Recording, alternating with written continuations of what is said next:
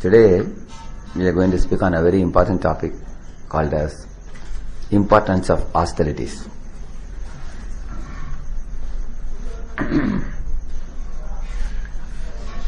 In the scriptures, there are two types of people explained. One is called a Kripana, another one is called a Brahmana. A Kripana is a person, the actual meaning of the word Kripana is miserly. Miserly means somebody has a very great wealth but they don't know how to use it. How to use that. For example, say somebody gifts a person with a Mercedes-Benz car, but he uses it for, because he's a farmer, he doesn't know how to use it. He uses it for plowing a field. That's a very underuse of Mercedes-Benz, isn't it? Mercedes-Benz is supposed to plow in smooth roads. But if somebody uses it in a field for plowing, naturally the car also will get spoiled. Isn't it? What is to be used in a field? Tractor, isn't it? Bull or a tractor you are supposed to use. And tractor is a very rugged machine also. Similarly, the body of a donkey or a body of a buffalo, a rugged body, body of a pig. So they are meant for enjoying sense gratification. Whereas the human body is meant for sense control. So human body can be compared to a Mercedes-Benz car. Very smooth car, which is supposed to actually ply on smooth road of a spiritual life. That's the meaning of this. But if a person is using the human body for doing the activities which animals do, which we will explain what it is today, then the human body is considered human. Such a human being is called a, what is he called by? The name? Kripana. He is called as a Kripana, miserly person, who misuses his human body. So in the Shastras you will find there is a word you will often find in the Vedic literature called apavarga. The word apavarga actually comes from pavarga. You all know kachata tapa? Kachata tapa. Pa. The pa varga has 5 letters. What are they? Pa, fa, ba, bha and ma. 5 things. So this is called pa varga. Each of them have a meaning. So pa means parishram. Each of them. Fa represents fena. Ba means bandhan. And bha means bhaya. And ma means mrityu. So each letter has a word corresponding to it. So the parishram, what is this parishram that the Shastras talk about? Rishabhadev, a great king, he had 100 children, 100 sons. He called all of them together and he himself was giving class to his own sons. He was a great enlightened soul and he is an incarnation of God also, Rishabhadev. So one of the very first teachings he taught his children was this: my dear children, my dear sons, in this world one should not work like dogs and hogs and camels in a human body. The human body is not meant for such kind of hard labor, he said. Now, which is the most hard-working animal if you see? It is a donkey. The donkey carries a very big boj of a cloth or something, heavy cloth on his back, and goes to the riverside, and then the clothes are washed by the dhobi. And then after washing the wet cloth he puts on his body, which is even more heavier, and he brings it all back. And every day he does it. Sometimes goes a long distance walking. But if you ask the donkey, why do you work so hard? Actually, the donkey eats only a palmful of grass every day, which he can get anywhere. Is it not? But for that palmful of grass, he has to work so hard, working under a dhobi. Yeah. So, the donkey, in Prabhupada, one of his purports, Namam Dushkritana Mudha, that Prabhupada talks about the donkey. He says one of the most hardworking animals. In the same manner, he says, the human beings also work very hard, especially in this age. People work like almost 12 to 14 hours minimum nowadays. Sometimes even 16 hours also. And if you ask, why do you work, sir, so hard? And the answer is that we want money. Why do you want money? They will say, Papi pet ka sawal, they will say. If you don't earn money, how can we survive? We cannot just, wait that money will come of its own. It is true, you have to endeavor. But we should not over-endeavor, he says. Actually, to keep our body and soul together, one doesn't have to work very hard. So much hard for keeping the body and soul together. If you see, there are people leaving from Pune to Mumbai for a job in the early morning. Have you seen? 5 o'clock they leave and night they come at 11 o'clock. All day they work hard. Because they get some 500 rupees or 1000 rupees extra if they work in Bombay. And people are ready to go from Pune to Mumbai and work and come. Similarly, if you are standing in the railway station in Bombay, you will find how people are hanging out of the trains.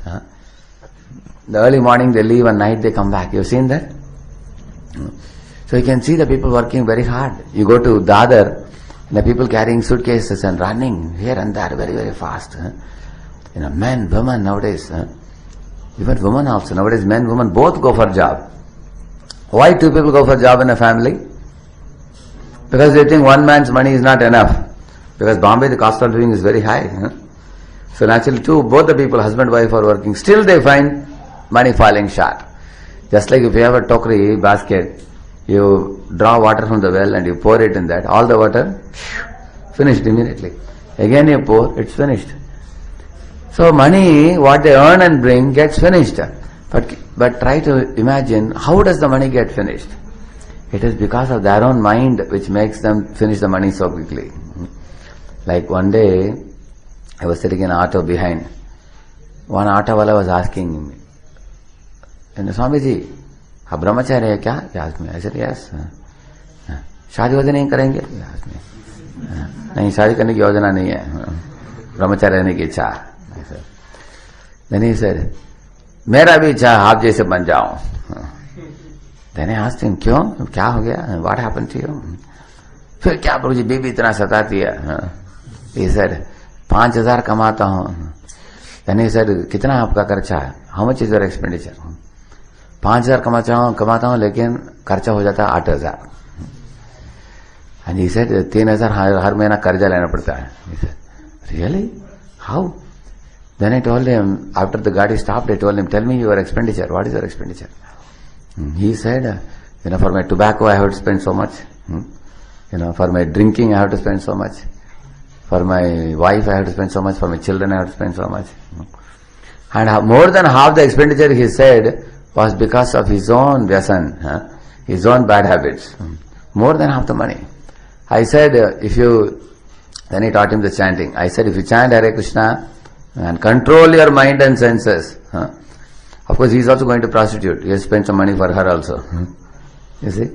So if you are controlling your mind and senses, then your expenditure will come to 2,000 or 3,000 rupees, which will be less than your earning, less than your salary, what you are getting.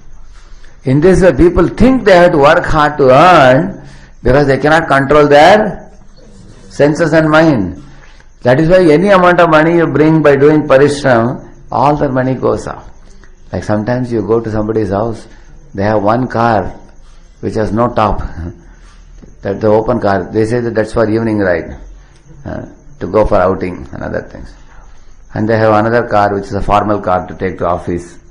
Is it not? And then they said, I have one car for my son, one car for my daughter. Similarly, you enter their house, you will find one TV in each room. There are 4 TVs or 5 TVs. They say that we all want to watch different channels. My old grandmother, grandfather, they want to watch one channel. They'll be hearing some Carnatic music or something. And then I want to watch another channel. My son wants to watch cricket. So give one TV to everybody. Naturally, you will have more expenditure, is it not? When we cannot control our senses, naturally the expenditure shoots up. And when expenditure shoots up, what people do? Then they have to work hard to earn more money. And life becomes very fast. Very fast, all day working hard. So this is parishram. And the parishram leads to second one. What is it? Far stands for fame. You know what is fame? Sometimes you see a bull or a donkey carrying a very heavy weight. There is fame coming in the mouth. Foaming in the mouth and working hard. You say, no? That type of hard work, yeah. When the load is very heavy on the back, then pain comes in the mouth. And when the sun is very hot, you have to go a long distance. People work very hard in this world. So, Kripana means he doesn't consider this. Why should I work so hard in this world? Like the donkey is working hard to eat a little bit of grass. Even if the donkey doesn't have that master, he goes around here and there, he can get some grass. Is it not?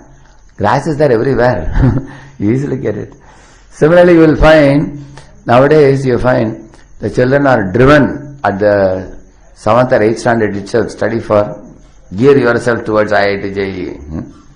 Yeah, by the time they come to 10th standard, somehow you have to get into IIT, or at least NIT, or at least engineering, or medicine or something. You have to become MBBS or you have to become engineer.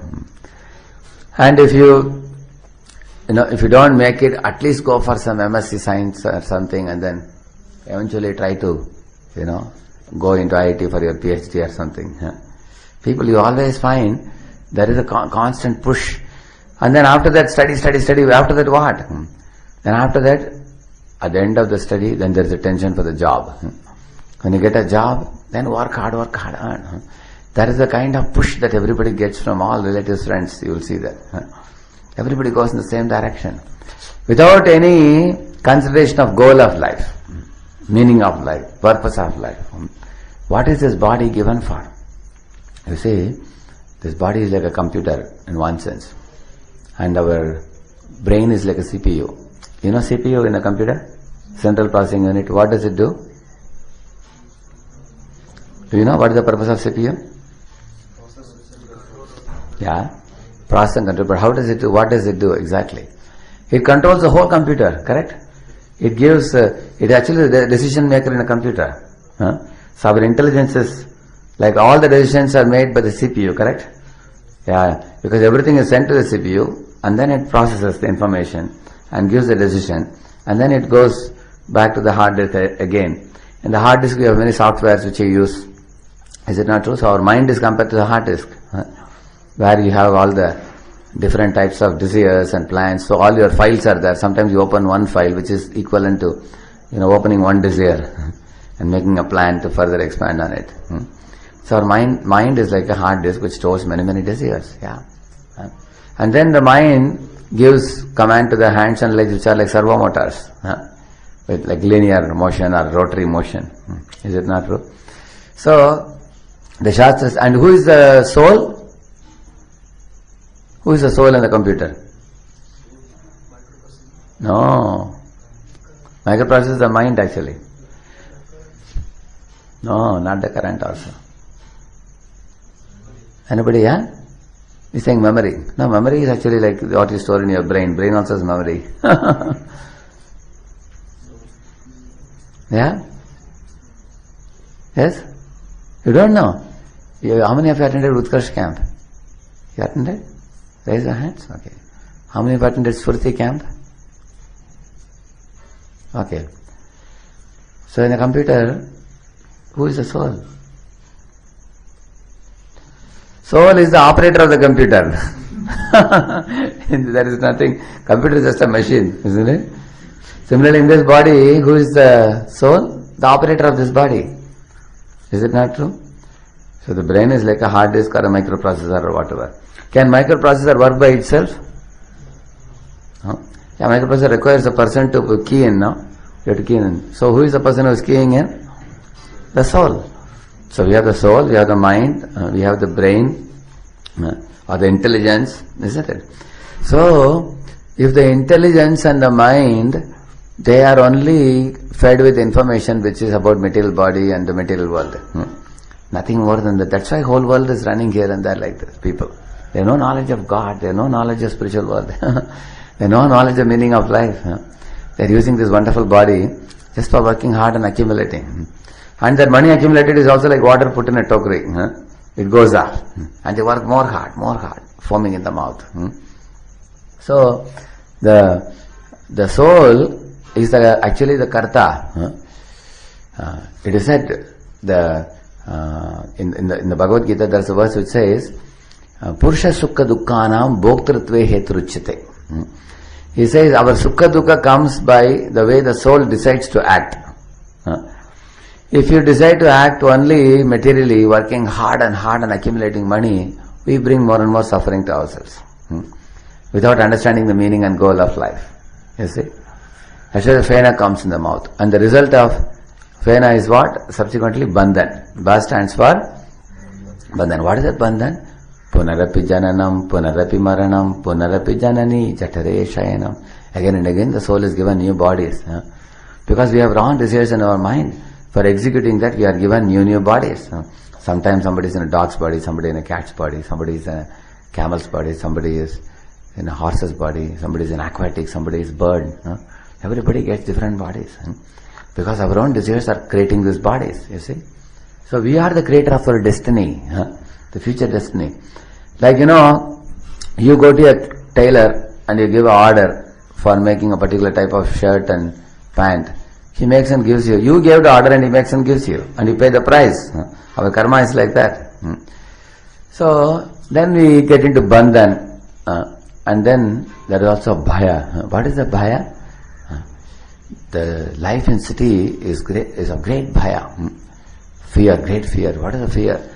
Everybody is afraid of everybody else. You can see people having a beware of dog. They put a board and the dog is standing at the door. You have seen in the houses? And they have a tall gate. They have a tall wall also. And over the wall they put broken glass pieces also. You have seen that? Yeah. Not only that, even after you enter the house, they have a lens to see, isn't it? And then they have a chain also to make sure that, even after seeing somebody doesn't barge in and kill me or something. There is a great fear everywhere. You go to the banks, they have a gunman standing there. If anybody can come and loot the money. Everywhere people have fear. Yeah. In fact, in America, even in the schools, the teachers have SOS band, they call it. SOS means save our souls. If some child is showing a gun at the teacher can immediately phone up to that number and somebody will come and protect the teacher. Yeah, and the children have got panic buttons on the walls. If any child is threatened by another child with a gun, beep, like that they can put a button, panic buttons. Yeah. In the schools, if you see. Yeah. In this way, you see there are burglar alarms also in homes, bungalows and all. Because everybody is fearful. And the fear increases more and more when people become materialistic, more and more. And the more you become spiritual, the fear reduces. Like you go to some remote villages in India, you find the doors are open in the house. Night also they sleep with the door open so the nice wind can blow. You have seen that? Actually, why there is no fear? There is not much in the house to steal also. Is it not? They don't store much. So there is nothing, people are not running fast. People work some 4 months, 5 months in a year. And rest of the time they have ample of time to hear Rama and Mahabharat Katha and all. Yeah, their eyes are fixed on the ultimate goal of life. They live very peaceful lives. And then there is time for relationship also. Mother, father, children, grandmother, grandfather, they can sit there. On one hand they are hearing spiritual, discourses. On the other hand they have time with each other. There is a very thick bond between the family members. Is it not true? But you see the life in the city, people are doing parishram, they are having fena in the mouth, they are getting bandhan. Bandhan means more and more bondage, suffering. And then there is bhaya also. And finally what? Mrityu. Finally death.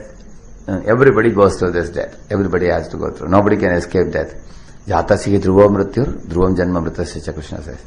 If you have taken birth, the body has to die one day. Just like if you get a tonic bottle, expiry date is written. Once you get a new tonic bottle, there is expiry date. Similarly, the bodies are given to us along with expiry date written. Although you may not know when it is. But the death is written for everybody. So this is called what? Pa-varga. You understand? Pa-varga means this parishram, fena, bandhan, bhaya, mrityu keeps repeating. Janam after janam. So, intelligent person means we should think that he is called as a Brahmana. He is not a Kripana. Kripana means again and again he goes through Pavarga. You understand? Again and again, repeatedly. Now we got Janma, Mrityu, Jara, Vyadi. Over. Again, Janma, Mrityu, Jara, Vyadi. He goes through the same cycle again and again. He is called as whom? Kripana. Why Kripana? A Kripana stores a lot of money, but even doesn't eat properly or sleep properly. Sometimes he puts a wet towel in his belly, so that he will not have to spend money for purchasing food or something. He doesn't spend money. And he stores in the bureau a lot of money, and then one day he is dead and gone. And the money is left behind. He is called as a Kripana. Similarly, we have got a human body, but you don't use it for God's God realization or self-realization. Then such a person is also called as Kripana. You understand now? No? He quits the world like cats and dogs, and he gets a body of cats and dogs again. That's called as a Kripana. Now you see, in your college days, you come across so many of your students who drink, who smoke, who go to movies, who roam with girls. They try to enjoy life to the best possibility. And many times they get caught in some bad, dangerous addictions. Whether it be, becoming alcoholic or a drug addict, or a fellow who falls down with a girl and then he is caught by the police or by the parents of the girls, and all the complications, you can see that. This is very commonly seen in the world.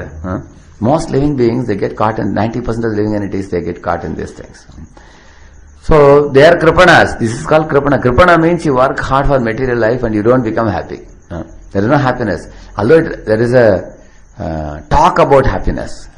It is called a Shruti Sukha, Prahlad says. Prahlad says, what is it was? He says, Shruti Sukha, Mrigatashni Rupa, Kvera Kalevaram Ashesha Rujam Viroha. What is this body? Prahlad says, it is simply a body of diseases. He says, varieties of diseases as one gets older. And one is promised many pleasures, but one never gets any pleasure, he says. So, this is Kripana. Opposite of Kripana is whom? Brahmana. Brahmana means what? Brahma Janati. Iti Brahmana. He can see long term. Like you see, there are many goats standing in a slaughterhouse. One after another they go. Like 20 goats are standing. And at one end there is a man who is Kasai, who is cutting the neck of goats. And that goat is screaming. But other goats are hearing the sound, but still they continue eating the grass. You see? Now imagine if you put 20 boys and the first boy is being slaughtered. Do you think the other 20 boys will be standing there? Of course they may be given nice food. They may be taken to a 5-star hotel to eat nice food. Will they be standing like that? Immediately you will try to run for your life. That is intelligence. That is Brahmana. Brahmana doesn't want to go through this Janma, Mrityu, Jara, Vyadhi and be cut. He wakes up. He understands, hey, what is going on in this world? This is a horrible place. Here we are finding that everybody gets old, although nobody wants to get old. Everybody dies. And then they don't know where are they going. And then a person wakes up, then he studies Shastra. He is a Brahmana. His eyes are open. It's like a person who looks ahead. And another thing, the Brahmana not only thinks about old age and death and everything, even while living. The Brahmana understands in this world we are cheated for enjoyment. For example, a donkey, they put a stick like this for a donkey, and they hang a carrot. And the 1 feet donkey goes ahead, the carrot also goes 1 feet ahead. Isn't it? Because it is tied to the neck only. The more you go near, the more it keeps going. Similarly, nowadays you find there are a lot of companies which give a kind of praloban, the kind of allurement for the boys that we will give you foreign chance. So 1,000 boys are working hard for foreign chance, only 4 or 5 go. But there are 1,000 people made to work very hard. But most of the boys, you ask them, hey, why are you staying in the company? Morning you went at 7 o'clock and night you are coming at 10:30, 11. Why do you work so many hours? He said, better prospects. What will they say? Better prospects. I'm waiting. I want to just impress my boss. So he will send me to Germany, send me to London. I will go to America. I can earn 1 lakh rupees every month. I can make a big money. So they want to impress the boss. And they work hard. But most of the guys who are mediocre, you may stay very long in the company, but they don't get better prospects. Because the better prospects are reserved for some guys who are too smart. the top fellows, top few fellows, they get the better prospects. Of course, they may work hard also and get better prospects also, but most 99% of the guys are staying behind, but they work hard like donkeys. You understand, no? One time, a Dobby had a donkey, and this donkey was working very hard. But there was another intelligent donkey. He told him, "Hey, why are you working under that fellow, Dobby? Just leave him and come with me. We can live in the jungle very happily. You get grass everywhere." This donkey said, "No, you don't know. Other day, the Dobby was shouting at his daughter, 'If you don't obey me, I will get you married to this donkey.' So I am waiting for that better prospect. Someday she will be married to me," he was telling. Do you think the Dobby will ever marry his daughter to the donkey? So our better prospects in this world are like that only. So this is actually a Kripana again. Kripana cannot see that many promises are given in this world, but one is cheated in this world. So the promises made by Maya are enormous, but the results given by Maya are very little. Just like if you are in a desert, say you are in a desert, you are very thirsty for water. Somebody comes in a helicopter in which it's written in big letters, fresh, cooling, Bisleri waters. And bottle picture is put up there. And you're seeing a helicopter goes round and round. You are also watching. When is it going to come down for a long time? And you are hankering with a tongue thirsty for the water. At last the helicopter comes down, you are happy. You tell him, "Please give me 10 bottles in the hands." And one fellow comes out with only one bottle. You tell him, bring more. And he also shows the bottle. There is little water at the bottom. Less than a millimeter high. Little water, and he tells you, "Please show the hand." And show the hand and gives you one drop. Will it satisfy you? And you take that water, put in the mouth, and then tell him, "Please," like Saranamrita is giving you very little only. "Please give me more." He says, "Sorry, it's over now," he says. This is material pleasure. Material pleasure is like that only. The promise is very big, but what is given is very little. And you will experience it. You will experience it as you proceed with your life in this material world. Intelligent people can realize it. And other people keep hankering. And that fellow climbs up and goes into the helicopter, and then he goes round and round again. He keeps watching, and when will he come again? With another bottle he'll go and drink. So a Brahmana is also intelligent. Even while living, even in young age, a Brahmana can see that the promises made by Maya are simply cheating. She just gives you dollar notes which you cannot eat. But Krishna gives you grains, He gives you fruits, He gives you water, He gives you milk, He gives you sunlight, He gives moonlight, He gives the medicinal herbs, everything He gives. What Krishna gives is tangible in this world. And what Maya gives is simply cheating. Like during the Second World War, people are carrying in buckets currency notes to shops to buy some palmful of rice, because that time there was a big crisis. Even if you give a bucket full of 100 rupee notes, still you will get only a palmful of rice in those days. So currency note had no value that time. Similarly, Maya offers us many things which give very titillating pleasure for a short while.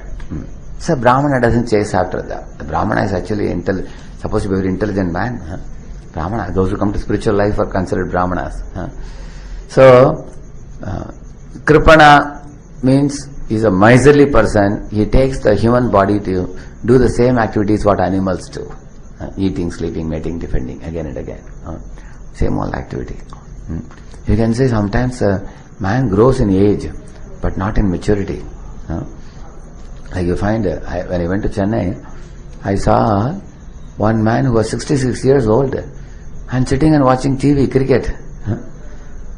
All his teeth are gone. When he laughs, no teeth are seen. And he's enjoying all day, morning to evening, 8 hours, 10 hours watching cricket.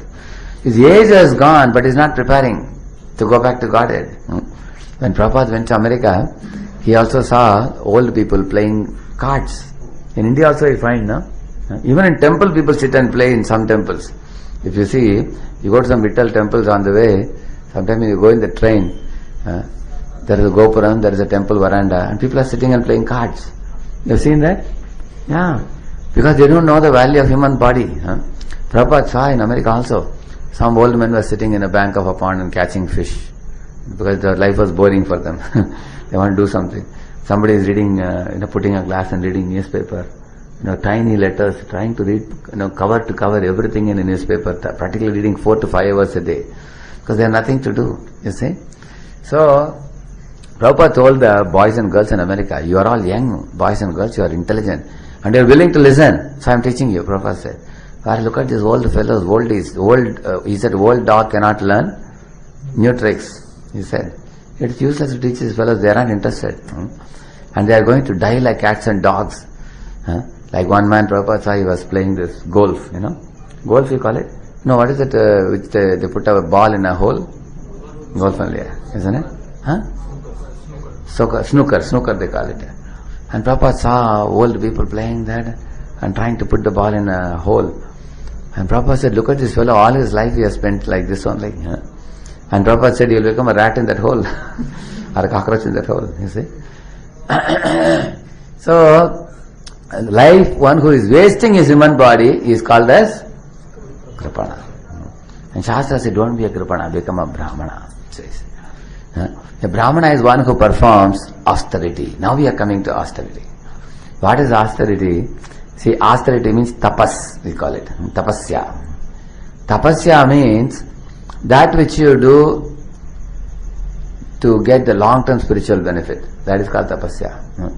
Voluntary inconvenience you accept for the sake of getting everlasting bliss. You see, Rishabdev told his sons, Tapo divyam putraka yena sattvam shuddhyet yasmad brahma saukyam tu anantam. It's a very beautiful verse. He says, my dear sons, do tapa, but not tapa like the donkeys or the stool-eating hogs. Do tapasya which is divyam. Divyam means divine. The word divine comes from divya. Divine, you see. Divine comes from divya. In Sanskrit it is divya. So tapo divyam. Tapo divyam means you should perform spiritual tapasya, he says. Somebody may ask, his sons might have asked him, why should we do divya tapasya? Now divya tapasya is what? Like rising early in the morning, taking a bath, cleaning the body and coming to chant Hare Krishna.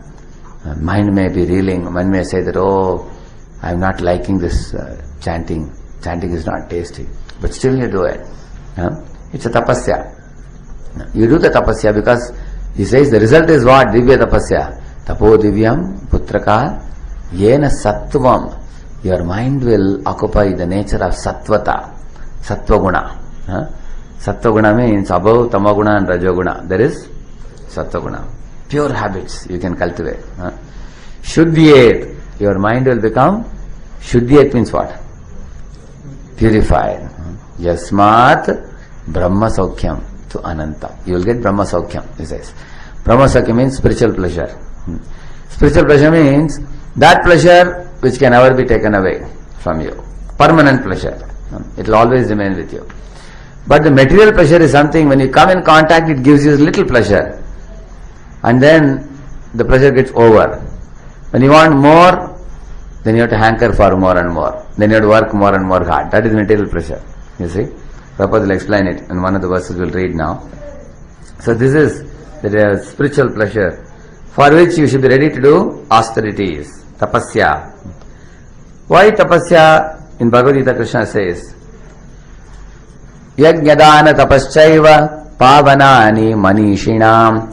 Manishi means a very intelligent person. It's called Manishi. Learned person or a wise person. Manishinaha. Pavanani Manishina. The great learned people, what they do? They do three things. Yajna, Dana and Tapa. Why? Pavanani. They become Pavan. Purified by doing these three things. So anybody can say what is Yajna? Yeah? Sacrifice. So what is that sacrifice? What is the meaning of sacrifice? Who can say? Yeah. Yajna means that which is performed for the pleasure of Vishnu. That which you do for the happiness of Vishnu is called yajna. Like Prabhupada told, look at my disciples, see this Giriraj Das, look at this Gopal Krishna. There are all this became great souls later on, Gopal Krishna Goswami Maharaj and Giriraj Swami Maharaj. So Prabhupada was showing once to some karmis, some materialistic men who came to meet Prabhupada. Look at these people. Don't you see them working? They work. But at the end of the month, they don't take a check. Paycheck from me, Prabhupada said. They don't take. Oh really, Swami? They work for you, but they don't take a check? They don't take any salary? Prabhupada said, yes. Because they are working for Krishna. It's a voluntary work. It's a pure work. That is called yajna, he said. Working for Krishna's pleasure. Like you go to temple, you tie all the flowers together and make a garland. Will you ask for some salary for that? Will you ask for some daily wages? You don't take. You do it out of love. That is yajna. That which is performed for the pleasure of God as a seva, that is yajna actually. Or like we perform yajna, in the yajna kund, Indraya Swaha Idam Namama. That is also done for the devatas, where you offer grains, ghee and silk and everything in the fire, which is called the mouth of Vishnu. So when you offer those things, you develop detachment and you give pleasure to Lord Vishnu. That is called yajna. And the principle of yajna is, pleasure for God and sacrifice for myself, oneself. Now somebody may say, why should we sacrifice? In this world also you will find, even materialistic people also sacrifice a lot to gain something in their life. Say singers, when they want to sing, they have to keep their throat proper. So what they sacrifice? They sacrifice ice creams. Is it not? Because if they eat ice cream, the throat will be spoiled. Is it not true? Similarly, students who want to play cricket all day, they sacrifice the game. Why? When the examinations come, then they sacrifice playing. They also sometimes sacrifice sleep also. Whole night, how many of you remember you used to keep awake drinking some tea or coffee, keeping awake whole night? How many of you did it? Correct? Yeah. Otherwise you won't be an engineer now. To get into engineering you have to work very hard, is it not? So in material life also people do sacrifice. They have to sacrifice something for a higher thing. You want to get something higher, you have to sacrifice something lower. The day before exam, people don't sleep at all, many people. They work. And also they sacrifice comforts. Sometimes like the Indian boys go to America, to study in American universities. Like one boy from IIT Bombay. He tried different big universities. Big universities didn't give him seat also. And then there were universities like Alabama University, some university. He got a seat, but no scholarship. He said somehow he went to his uncle, aunt, everybody and begged and borrowed some money, 25,000 rupees, 30,000 rupees to make a ticket to go to America. Then he went to America. So he had to study in the university, but monthly he has to pay the fee, education fee. So he would go, of course in the daytime he would go to college, in the evening he has to go and wash cars. He used to wash cars, repair cars, work hard. In America, there are like daily wages. You clean a house, you wash a car, you cut the grass, you take the dustbin thing and go and put it, you get some money for each, $10, $5. This is why he worked very hard to do his education. In this world, don't people work hard? So he sacrificed his luxury and comforts, in order to somehow or other make his education there. So, people in this world work hard, they sacrifice pleasures for getting another material thing, which is going to plunge them in more suffering only. Is it not? Whereas in spiritual life you sacrifice for whom? For whom you sacrifice? For Krishna's pleasure. Like rising early in the morning, chanting Hare Krishna. This is also yajna actually. This is for the pleasure of Guru and Krishna. Guru is telling you, you do this, your heart will be purified. So we do it. Similarly, we do Mangalarati. We raise our arms, we chant and dance. Sometimes we will be lazy to raise our arms. Oh, can't I chant Hare Krishna like this only? Why should I raise my hands? Isn't it? Or somebody may say, why should I dance? Can't I sit in one corner? Somebody may think, no, we dance for the pleasure of Krishna. We do this activity. Somebody may say, Prabhu, every day we have to get up or what? Can't we sleep one day till 10 o'clock? Isn't it? Of course, night you can sleep as early as you want. But morning you have to get up. in time, so that you can do your chanting and hearing and everything. Like one boy asked, Prabhuji, is there class every day? Can't we have class only once in a week or twice a week? Other days, we can sleep well, sleep more. Yes, I said, yes, we can sleep, but you have to stay somewhere out. If you have to be inside our voices, we Nityam Bhagavata Sevaya. Every day we read, every day we hear. And this is for the pleasure of God and for our purification of our heart and for the pleasure of God. We do that. Yajna. Tapas also is a similar principle. Now, if even when a rich man wants to perform a yajna, he has to call a brahmana, and he creates a yajna kunda and gets all the samagris required, calls all the people. He takes some trouble to perform the yajna for the pleasure of God. Similarly, tapa also involves some pain. Voluntary acceptance of pain for long-term happiness. Not just long-term, everlasting happiness. Brahma Saukyam to Anantam, he says. Anantam means what? Eternal, unending. Sarve pyete yajna vido yajna kshapita kalmashaha yajna shishta amrita bujo yanti brahma sanatanam. Krishna is telling all this dravya yajna, tapo yajna, yoga yajna, tatapare, swadhyaya jnana yajnascha yataya samshita prataha. All these different yajnas he is saying. The dravya yajna, somebody gives dravya, dana and all these things. The result he says, yajna kshapita kalmasha, all his sinful reactions are destroyed. And yajna shishta amrita bujo, you get amrita, he says. Amrita means eternal results you get. So we all have two bank accounts we have. One is material bank account, another one is spiritual bank account. Like in your material bank account, you are also accumulating more. Now you have your engineering degree is going to come to you and you pass out. After that, when you do job, in your material bank account, you will also have money. Is it not? And the money will go in lakhs and gradually many, many lakhs. Eventually you may become a lakhpati or a crorepati also if you wish. Then you may have property in your name. Then you may have company in your name. All these things. You may become a CEO of a company also. So this is your material bank account. At the time of your death, the material bank account is left behind. And the soul, naked soul comes out of the body. And then he goes to next body. Material bank account remains in this world only. Your house remains, your bank balance remains, your laptop remains, your car remains, your wife remains, children remain. And you have to come out. And the naked soul has to go to the next body. And when he is born, with the naked body he is born. Isn't it? And when he is born again, he has to be sent to school for LKG, UKG, like that. So one should always remember this. The material bank account is finished at the time of death. Whereas spiritual bank account continues. It accrues, birth after birth, it continues. So that is why we do yajna, you understand? Why we do yajna? Because that continues birth after birth, it comes with you. Like right now you all came to Utkarsh and then you have joined the voice. Because your old spiritual bank account is impelling you to become a devotee. Because that is continuing, whatever, probably 20%, 30%, 50%, 80%, something you have done. From there you are continuing now. So that is why it's called Anantam. It's an imperishable result. You cannot destroy it. It's just not possible.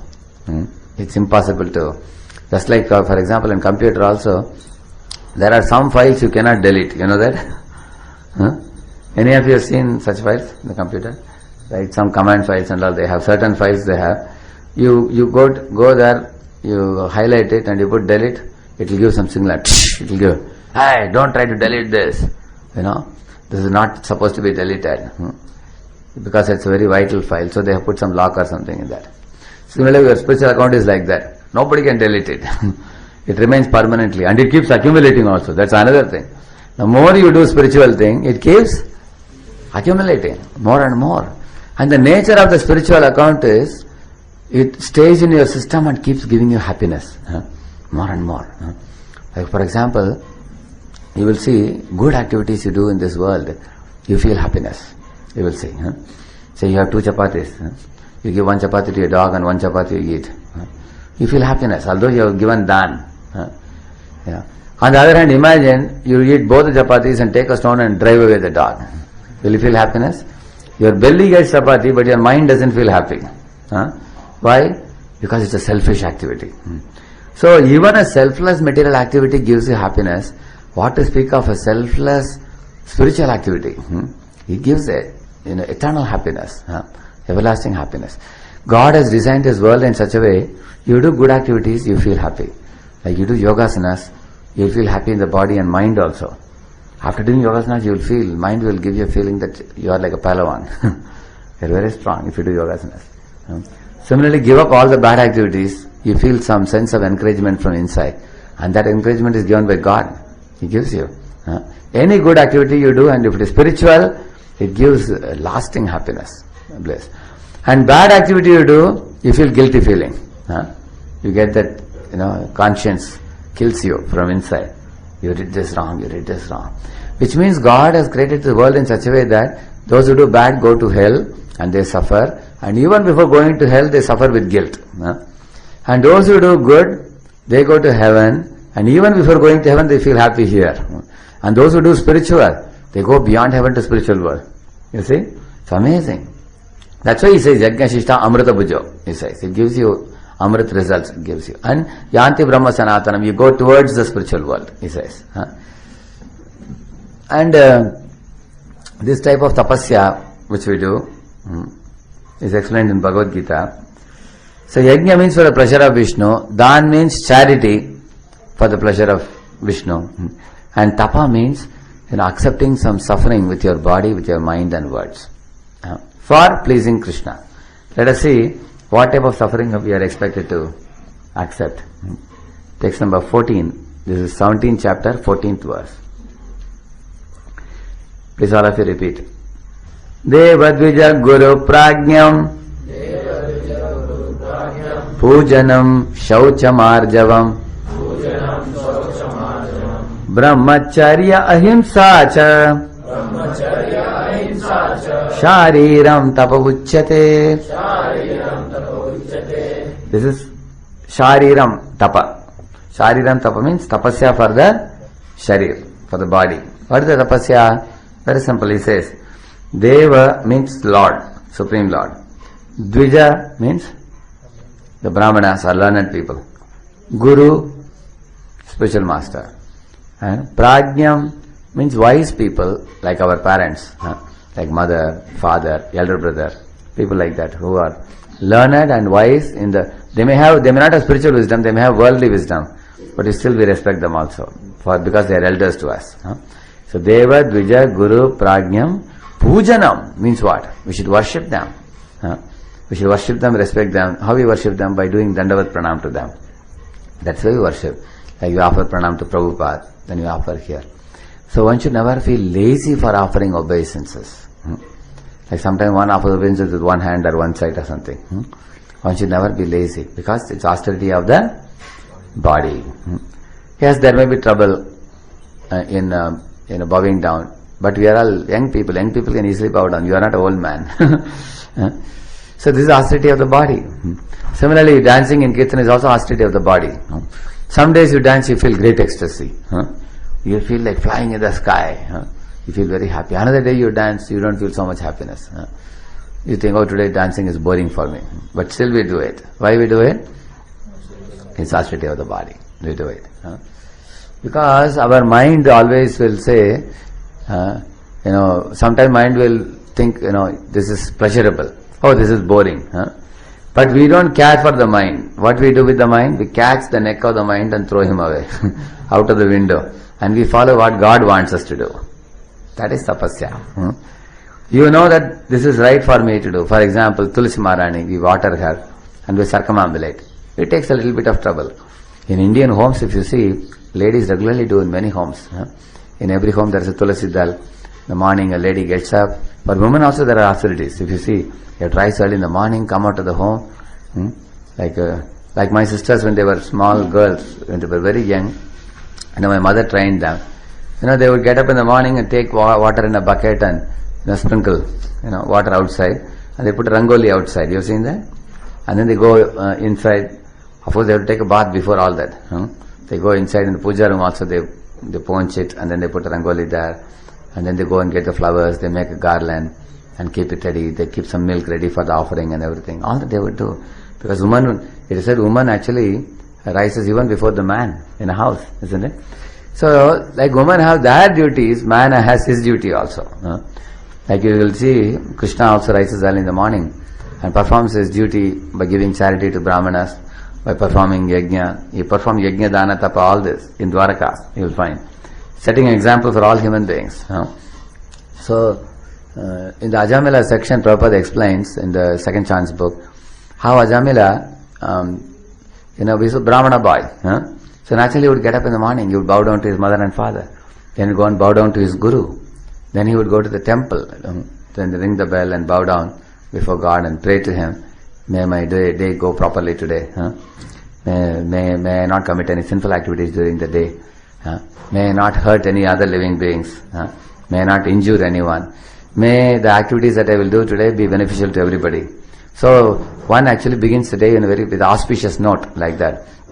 In our voice centers, we have a first-class morning program.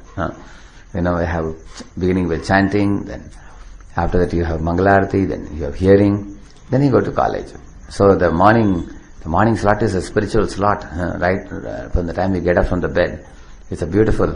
In the bed itself we offer obeisances, and we chant the Guru's name, Prabhupada's name, and then we pray to them that let me do things which will benefit me and others today. Let me keep myself Krishna conscious all day. Like that we get up. So this is actually Deva Dvija Guru Prajnam Pujanam. Shaucham means what? Cleanliness. You remember in one another class I spoke elaborately. How can you keep the body clean? Externally by bathing.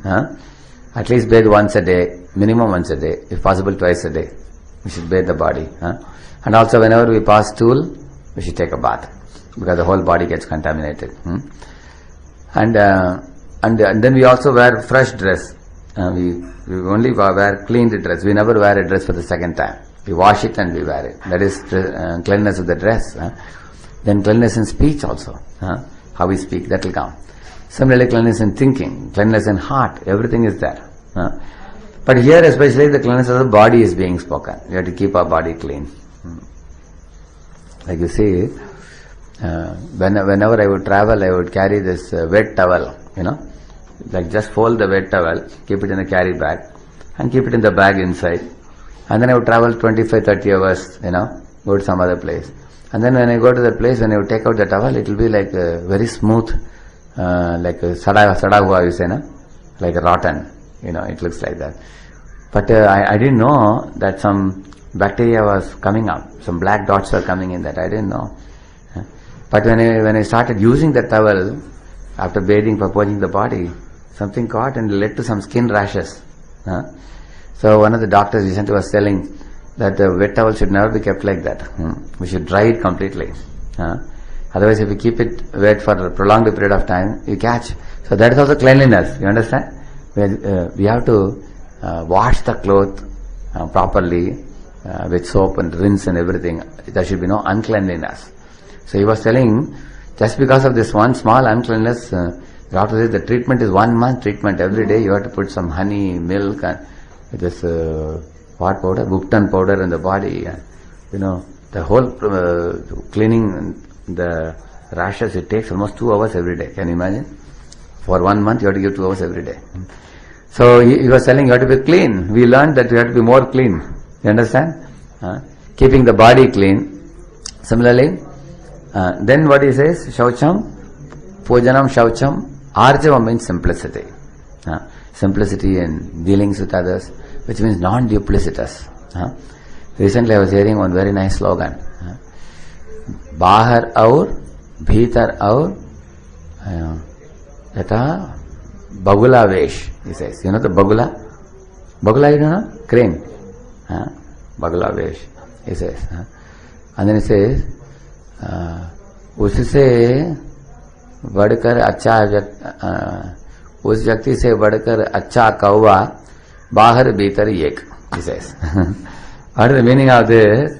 A bagula, what he does, externally he is pure white. He looks like a very clean person. So he is standing with one leg in the, in a lake or something like this, bowing his head down, like a statue, He doesn't move at all. And all the fishes are moving here and there, they are talking amongst themselves. Hey, is it some murti or something? Some statue?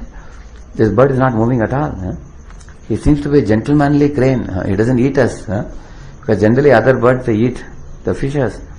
And then when fishes go nearby, he's waiting for the biggest fish. When he gets a big fish, immediately he'll catch it and he will eat. So he behaves like a gentleman, but he eats the fishes. So that is why he says, Bahar aur, Bhitar aur, he says. Bagula vesh, he says. Whereas a cow, a crow is not a bird which is liked by anybody. Because the crow is blackish in color, kra kra kra is making sound and people drive the crow away. And also the crow sits in a dustbin, pulling out some dirty things from the dust and eats. So externally also it's unclean, internally also it's not clean. It doesn't take a very good bath. It takes a crow bath, you say, no? Like that, a few drops only he puts. So he says crow is better. He says why? He doesn't pose himself to be a gentleman outside. He frankly takes out all. So there are so many people in this world who are externally, internally unclean. They are considered to be the crow. But one should not, in the name of being a gentlemanly person, one should not put a duplicitous role. You understand, no? Duplicitous role means, Muh mein Ram, Bagal mein Churi, you say, no? That one should not do. Somebody may be pretending like a devotee, but doing chalukam inside. Like, somebody may be putting tilak, kantimala, but sitting in a room inside and watching pornography. There are even karmi boys who don't watch pornography, you know that? But after becoming devotee, if we watch, it's a seventh offense against the holy name. We are committing offense, we are committing sinful activities on the strength of the holy name. You understand? We need simplicity. So, with our in our dressing, in our speech, and everything, we need simplicity, he says. Opposite of simplicity is duplicity. And then he says, Pujanam, Shaucham, Arjavam. And then Brahmacharya means no sex outside marriage or no sex before marriage. That is Brahmacharya. And the actual meaning of Brahmacharya is Brahmachari. One who is always, his heart is fixed in Krishna. He is always thinking about Krishna, how to go back home, back to Godhead. Brahma is actually spiritual. His mind is on spiritual life. He doesn't get carried away by the material allurements of this world. He is Brahmachari. Ahimsa means no violence. Don't delight in torturing other creatures, like throwing a stone at a dog and hurting the dog, or putting one's foot on an ant. Nowadays they have like this bad kind of thing for burning the mosquitoes. Like that they burn, you see. And it gives some delight for them because it makes sound also. But the mosquito is getting roasted. You should never do that. If you are facing trouble from mosquitoes, you have a mosquito net. You go and say, don't kill the mosquito. That is also himsa. So this is ahimsa. And also, modern man is keeping the dog on his lap and sending the cows to slaughterhouse. That's also very great himsa. You see? Actually, cows should be kept inside the house and dogs should be kept at the door. Modern man is doing the opposite. Exactly the opposite he is doing. Just like in the Vedic times, people would eat inside the house and pass stool outside. Modern man passes stool inside, and for eating he goes to hotel outside. You see? Exactly opposite he does. You see? So, the killing of children in the womb, which is abortion, and killing of millions of cows, very great himsa. So that is, although somebody may say, cow or goat or chicken is very tasty for the tongue, one should avoid it. That is ahimsa. That is tapasya also. Some of you are eating meat before. So now we are following ahimsa now. That is tapasya. And this is for the body. And then he says for the speech also. Please repeat this. Anudvega karam vakyam satyam priyahitam chayat swadhyayabhyasanam chaiva Vangmayam tapavuchyate. Austerity of speech consists in speaking words that are truthful. Satyam. We should speak the truth. Don't tell lies. And priya, pleasing. Hita means what? Hit, beneficial. And anudvega karam. Vakya. And not agitating to others. And also in regularly reciting the Vedic literature. Swadhyaya Abhyasanam Chaiva. Vangmayam Tapochite. Swadhyaya Abhyasanam means like reciting the verses of Bhagavad Gita. Reciting verses of Bhagavatam. And studying the spiritual literature is also Vangmayam Tapa means reciting it loudly with our tongue. Reciting the verses. Now I am speaking about Krishna. This is also Vangmaya Tapa. Vangmaya Tapa means using the tongue for glorification of Krishna and not for using some vulgar words.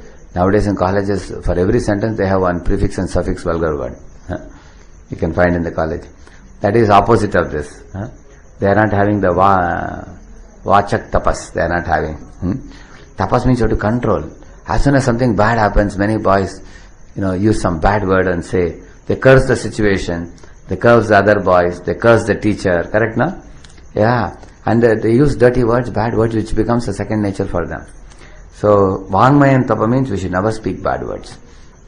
Similarly, while dealing with your other equal friends or seniors, juniors, sometimes you may become loose in your speech. You may call some bad words. It's likely. Some people use bad words in Hindi or Gali Dena. That is opposite of Vangmaya Tapa. Vangmaya Tapa means you have to control. And Swadhyaya Abhyasanam Chaiva. How can you control the tongue? By speaking purely. By reciting Bhagavad Gita verses, and while walking, going, coming, remember some Vaishnava song and you sing it. That is Vangmaya Tapa. Then our tendency to speak bad things will be gone. And Anudveka Karam Vakyam. Don't speak in a way agitating to others. Sometimes you see two boys, one boy says something to another boy and that fellow becomes angry. And then he shouts back. And this boy shouts back. And the result is they start catching each other's collar. And then start punching on each other's nose and cheeks. You have seen that in the colleges? Sometimes it happens. Sometimes they catch the shirt and pull it and tear it. And people are watching, especially sometimes when it happens in front of the girls. And boys and girls. Then the boys become even more mad. Sometimes they make groups also. Hamara group, Tumara group. Then two groups attack. Immediately the principal has to call the police. You seen that? Yeah. So what starts with the tongue goes to the body. Eventually, you can see that. And you will see somebody scolded somebody's mother and that fellow scolded somebody's father. You will see that. Somebody, and then they start hitting and punching and pounding. You can see that. So, that is why one should control the tongue. Because it is said the tongue has no bones, but it can break our bones. If we speak some improper things. Sometimes in a bus or train also you find people saying something and then getting into a big fight. You have seen that? So we have to control. Don't speak in a way agitating to others' minds. And even with materialistic people, when we deal with them, we should try to speak to them very politely and respectfully, and not make enmity with anybody. Always try to be friendly with everybody. Actually, some people have a very sweet tongue. Like I remember in my college days, I used to go to my uncle's house in Chennai. My uncle and aunt, they would tell me, "Oh, you have come such a long distance. Please take. Would you like to have some juice? Please have some juice. Please take some rest." And then, I would feel as if I am going to my home only. Because generally the children get a lot of love from the mother. Is it not true? Mother and father.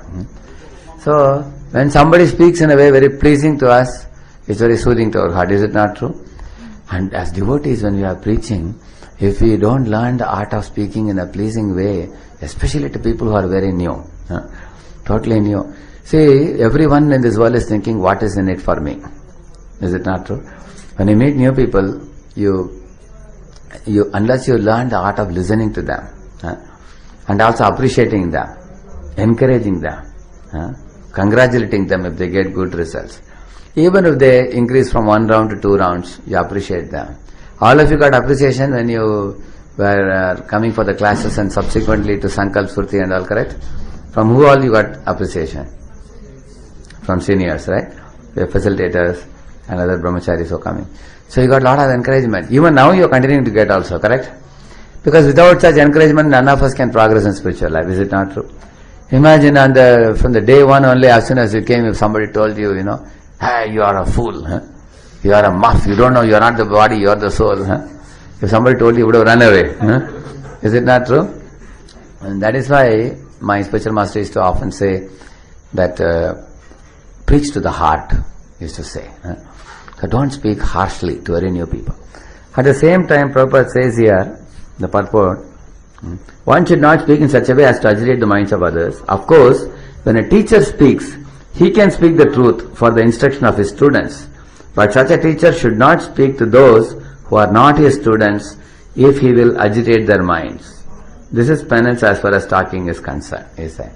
So, Satyam bruyat, priyam bruyat, it is said. Tell the truth in a very sweet way, it is said. Like you all know, we say, the child when he is born, he spills, and then he drills, and then he builds. So when we say this, many people enjoy this, but through fun they are learning a very deep philosophy which is very painful. Is it not? So even the painful things you can try to present in a very pleasurable manner. Like I wrote a poem on this, I'm not able to find that poem, that work hard like a donkey.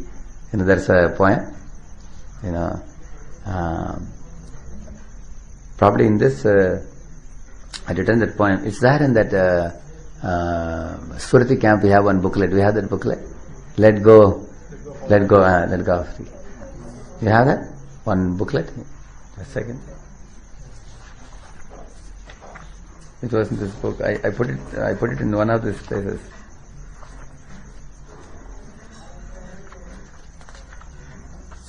So that is a poem.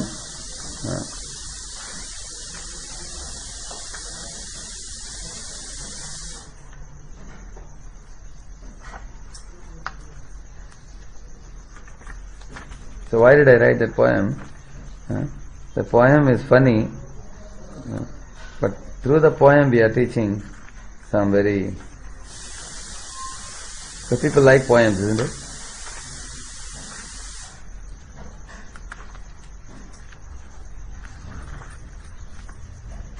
I don't know where is it coming in this book. Anyway, if you get it, I'll show you. I got it? Yeah, this is the one. Here I put it here.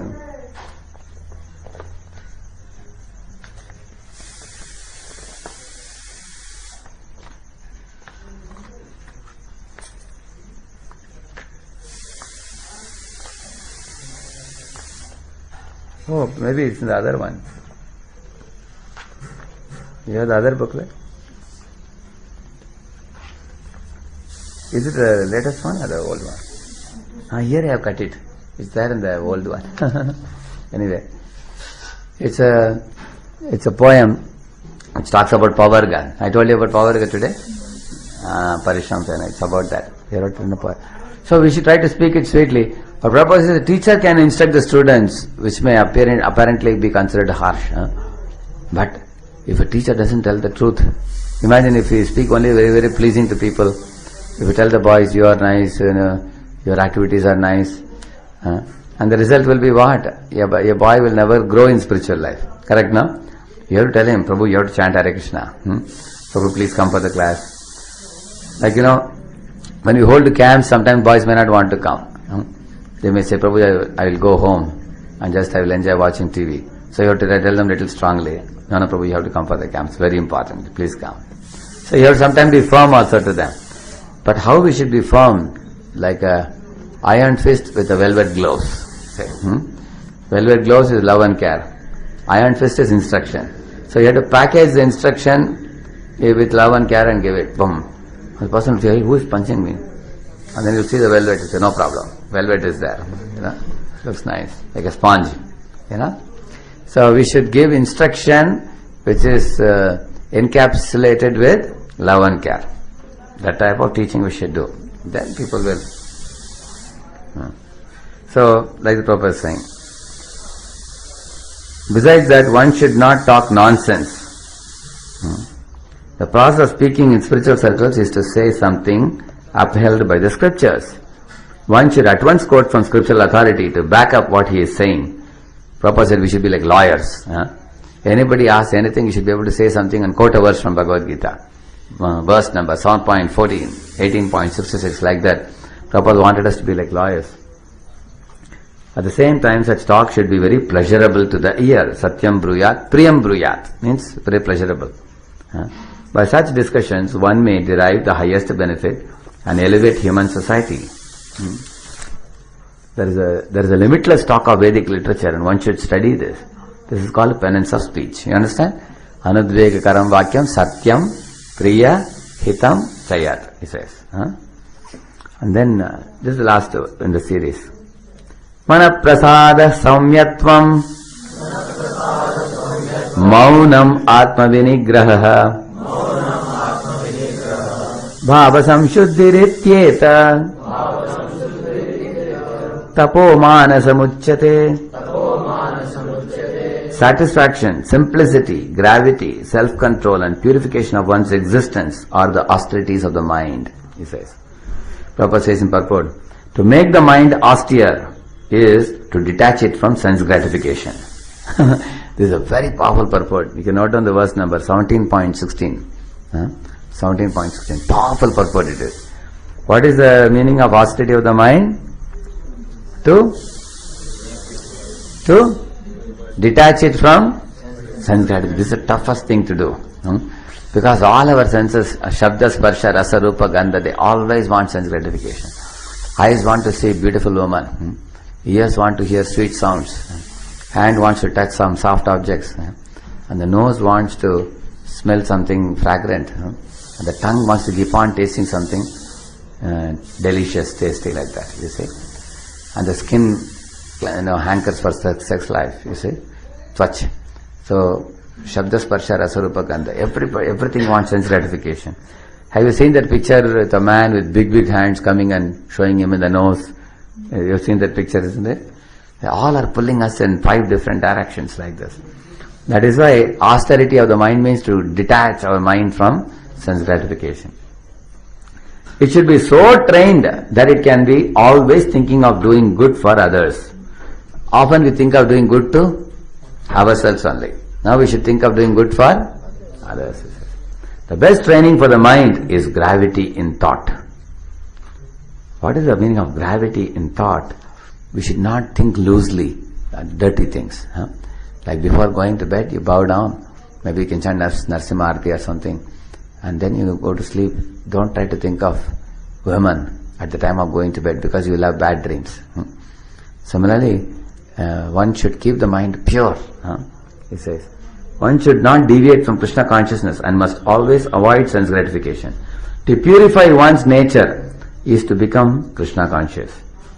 Satisfaction of the mind can be obtained only by taking the mind away from the thoughts of sense enjoyment. See, amazing concept it is. The more you put the mind in sense enjoyment, the more mind will hanker. The more you take the mind away from sense enjoyment and put it in Krishna, the mind will be satisfied. You will see that. This is a very amazing phenomenon that Shastra has explained. The more you focus in spiritual life, the mind will become calm, cool, collected, and peaceful in spiritual life. Although spiritual life is a little difficult in the beginning. In the beginning it's like trekking a mountain, In the beginning it's little, but once you do it, once you achieve the higher taste, then there is no coming down, coming back. Like stay high forever. Then you can go high. So on the other hand, sense gratification is appears to be easily available, But then easily you access it. When you come in contact with sense objects, they increase your hankering more and more, increase your suffering more and more, like that is saying. The more we think of sense enjoyment, the more the mind becomes dissatisfied. In the present age, we unnecessarily engage the mind in so many different ways for sense gratification, and so there is no possibility of the mind's becoming satisfied. The best course is to divert the mind to the Vedic literature, which is full of satisfying stories like the Puranas, Mahabharata and everything. One can take advantage of this knowledge and thus become purified. The mind should be devoid of duplicity, and one should think of the welfare of all. So Prabhupada is giving a clue to us here. Read Bhagavad Gita, Bhagavatam, Mahabharata, Ramayana and all these things and divert the mind towards them. And then you will gradually learn about God. And this is austerity, to read Prabhupada's book reading. You all do Prabhupada book reading? Sometimes, you feel little difficulty. How long you read? Half an hour you read? 20 minutes? Yeah. Someday it's very interesting. Someday mind will say, oh, I am tired now, I want to take rest. But still you do it. Huh? That is tapasya also. So, mana prasadaha means satisfaction. How will you get satisfaction? Only if you do Krishna consciousness for a prolonged period of time, then you get deep satisfaction. But the contact of the senses and sense objects, that leads to hankering. You will never be satisfied. And Prabhupada also said, don't combine these two, Krishna consciousness and sense gratification. We should be gradually giving up sense gratification, and you cannot totally give up. We are allowed to eat, allowed to sleep and all that. But sense gratification means atmendriya pritivancha, tarebalikam. We say, trying to gratify one's senses beyond what one's quota is allowed, and not Krishnaizing everything. So one should, it is a very, very amazing purport it is.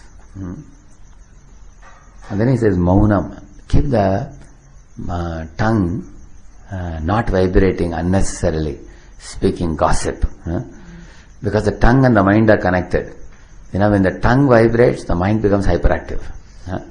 But when the tongue vibrates about Krishna, the mind becomes active remembering Krishna also. When the tongue is vibrating some worldly things, then the mind also becomes filled with worldly things also. They are connected. That's why maunam, he says. Although maunam is, like that, here tapah manasa muchyate, maunam is for the tongue, but it's used in tapah manasa muchyate. For the mind he is saying maunam. Maunam has to be in the mind, not only because the man is maunam, having maunam, then tongue also will have maunam. Which means tongue will not speak useless things. It will always speak about Krishna. Yeah. And then Atma Vinigraha means one should control the mind from sense gratification. Not only you should withdraw the senses from sense gratification, but mind also should be withdrawn. That is called Shama. Dhamma and Shama, Atma Vinigraha. And Bhava Samshuddhir, purification of our existence. The silence means that one is always thinking of self-realization. The person in Krishna consciousness observes perfect silence in this sense. Control of the mind means detaching the mind from sense enjoyment. That is control of the mind. It's not that control of car means what? Do you stop the car? No. Stop the car from, going in the wrong direction. But the car should go in the right direction. Similarly, control of the mind doesn't mean that, you just make the mind dull or blank or something. No. Engage the mind in Krishna consciousness. One should be straightforward in his dealings and thereby purify his existence. All these qualities together constitute austerity in mental activities. Yeah. Actually, why we should be straightforward in dealing? If you do some cheating, you can't be peaceful. Like sometimes a cook, he steals mobile, or he steals some money of some people. Can he be peaceful? Yeah. All the time there is tension. Anytime मैं पकड़ा जाऊंगा. They will check my locker. Before that I should take it and send it to my home. He is planning, and then when he is caught. That's why one should be straightforward in dealings. Clean in dealings. In money dealing, woman dealing, one should be very clean. If you are a man of character and straightforward, you are peaceful in mind. So these are tapasya for the mind, he says. So we have completed all the three types of tapasya: sharira tapa, mana tapa, and vangmaya tapa. Three things. And our morning program is also a tapasya program. Somebody may say, Prabhuji, but we are enjoying also. Yes, tapasya gives brahmasaukyam eventually. If you are getting brahmasaukyam already, you are very fortunate soul. Even with little tapasya, you are getting brahmasaukyam. But Krishna consciousness, Prabhupada said, it's a very joyful process. Susukam kartum avyayam. In the 9th chapter, Krishna says, it is joyfully performed by those who are surrendered. But those who are not surrendered, for them it's a little painful. So, in case we find it's painful because we are not submissive and obedient. But if you become more and more surrendered and more obedient and more submissive internally and more grateful for what you are getting, you will find the morning program will become very jolly for you, enjoyable. And you all have come in this 3rd semester. You are in 3rd semester now? Yeah. So the austerities of the morning program have begun for you, and you are doing it every day. And if you have any difficulty, you can share with your seniors and take guidance from them how to do that. Probably you should go to bed early, and the evening time you should do studies, college studies, very nicely. Nobody should go to preach and bring new boys without completing your study quota. This is my compulsory statement I have made everywhere. You should have a weekly study quota. Is it already made? Yeah. You should not say that it's beginning of the semester, Right from the beginning you all should study. If your seniors are sending you out for preaching, but you have not completed study quota, you can tell them, Prabhuji Radhe has said that we should complete study quota, then only we'll go for preaching. Otherwise don't go for preaching if they send you with the facilitators. I have clearly told. Because we generally find the trend in our centers, boys are mad for going and preaching and getting new boys and preaching to them, talking, and they don't do the studies. And when studies are affected, then you go down in studies, and then the same boys whom you brought, they'll go away. They will see that our senior has not got good marks, so they'll go away. So, all of you, balance your life nicely. Morning for Krishna and evening for studies. Balance it very nicely. And do this tapasya, because the tapo divyam, divya tapasya will take you back to Godhead at the end of your life. But even while living, you will be living a very peaceful life. See, if you follow these 3 types of tapasya I told you, 17, chapter 14, 15, 16 verses, you can read these 3 verses leisurely. If you do this, you will become friendly with everybody. If you do these 3, you can become friendly with everybody. You will not have any quarrel or misunderstanding with anybody. If you do these 3 tapasya. Tapasya means you have to restrain yourself. Through your chanting, you will get Shakti to restrain yourself. The biggest problem in this world is interpersonal clashes with people. Everybody has their ego. You have your ego, they have their ego. And how to control our ego?